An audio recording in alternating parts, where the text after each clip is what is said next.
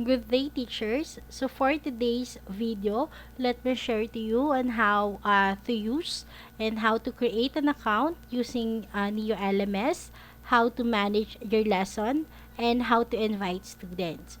So at the end of this recorded video, you will be able to sign in using the Neo LMS account, and then manage your classes and lessons, and then conduct an asynchronous activities using the secondary LMS of City College of San Fernando, which is Neo LMS.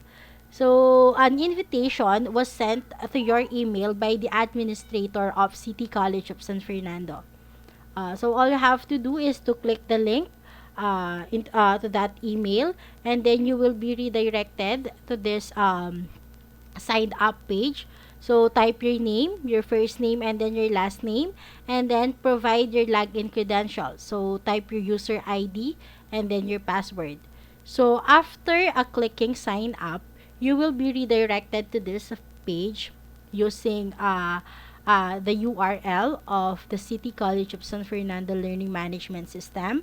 So type your login credentials. So type your user ID, and then type your password, and then click login.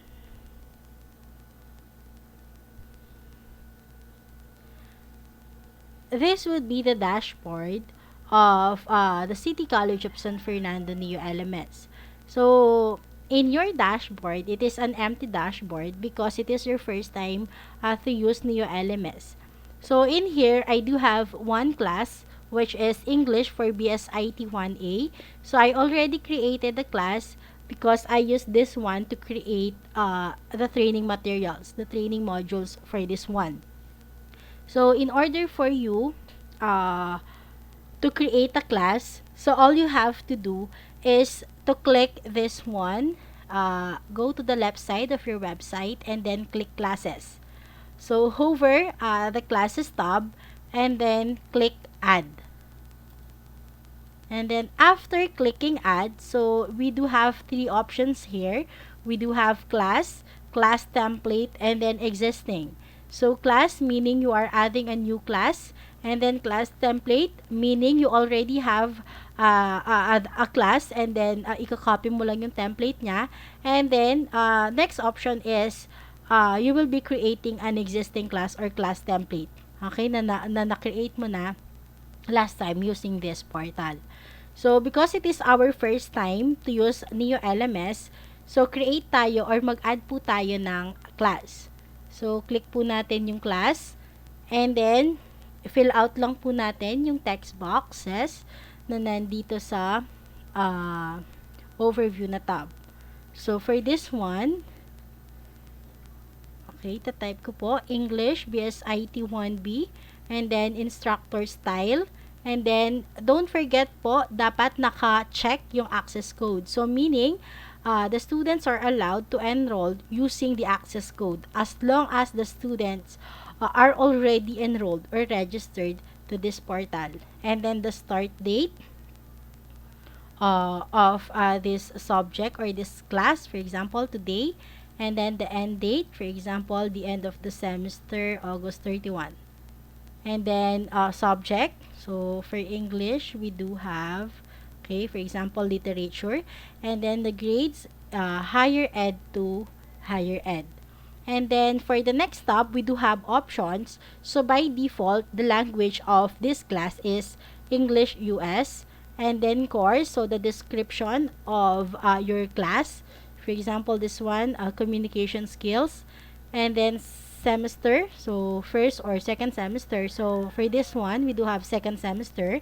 And then for grading scale, we do have the standard or the regular grading scale. And then we also have the time zone, and then section. So I do have BSIT 1B. And then for credit, so how many units is this class? So for example, 3 units. And then if you already fill out the text boxes, so click save. And then this is the home page of your class. So your class, so the students can enroll using the access code or you can also invite them, okay, through an email invitation. So how to do that? So we go to our left side of our portal. So click students and then click the add button.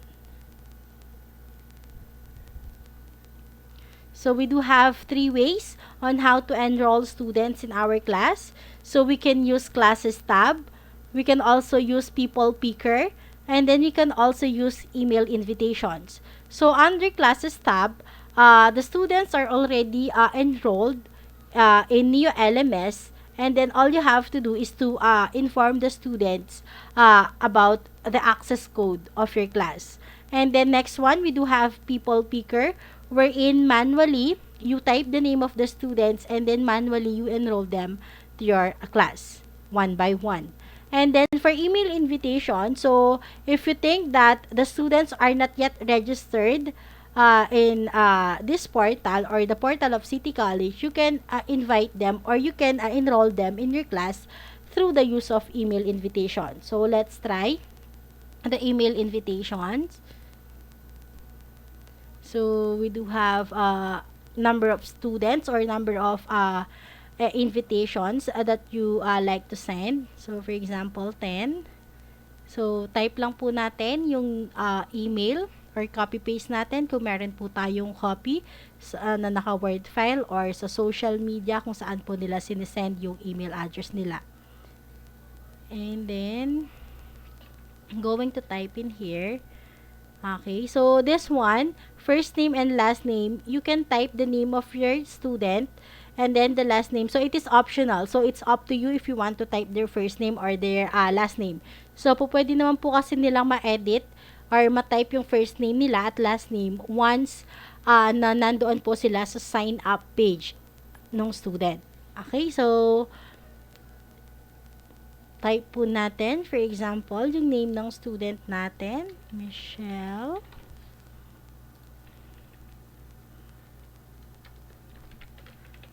Lovendino. And then, click send. So, as you can see, I already have one invited student. So, dito po sa accepted na column, so once the student already accepted, and then nakapag-sign up na siya doon sa portal. So, makikita nyo po siya dito kung anong time siya nag-sign up.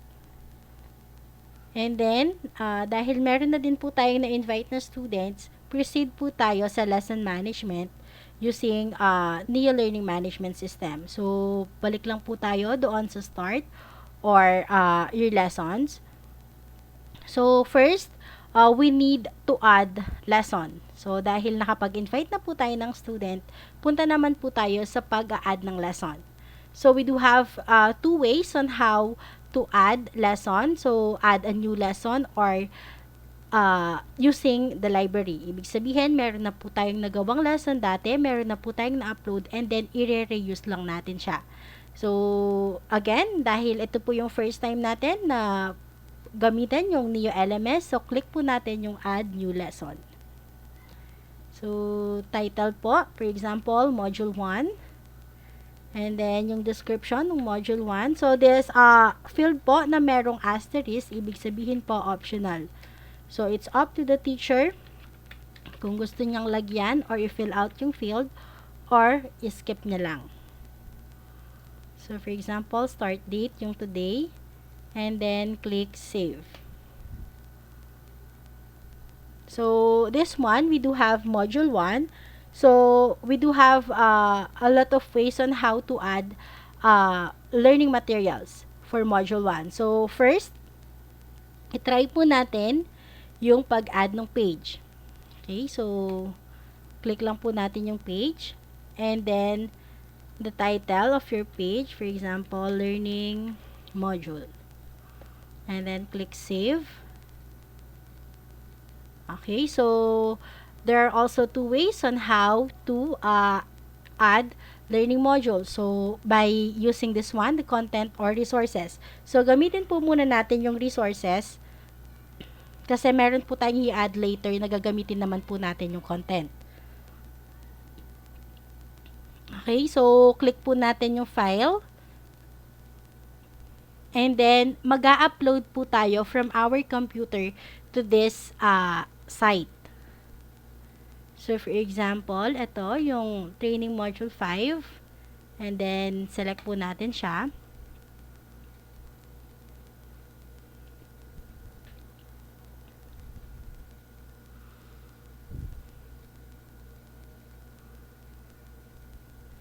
Okay, so once it is completed, so type lang po natin yung name niya. So, copy ko lang po yung training module 5. And then, click save. Okay po, so as you can see, you already have the first lesson or of your class, which is module 1. And then, meron na din po siyang learning material, which is yung learning module 1. And then, pwede rin po kayong mag-add ng recorded discussion. So, aside from the learning module that you provided sa mga students, para meron din po silang additional learning materials doon sa class nyo or doon sa lesson nyo, pwede rin po tayong mag-add ng recorded video. So, for example, if you already record your discussion and then you upload it sa YouTube, po pwede rin po natin ilagay yung link dito sa Neo LMS. So, how to do that? So, click lang po natin, add lang po tayo ng section, add section, and then, click po natin yung page, and then, okay, video discussion, and then, click save. And then, kung kanina yung ginamit natin, resources, so now, let's use the content. So, click lang po natin yung edit. And then, punta lang po ako sa account ko sa YouTube.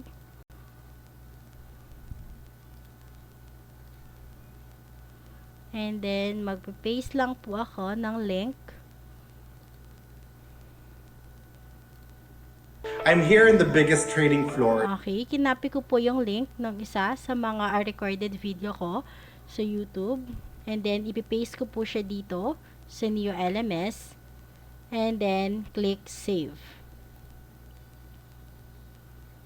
Okay, so as you can see, uploaded na po yung recorded video for this lesson. So, tignan lang po natin yung module 1.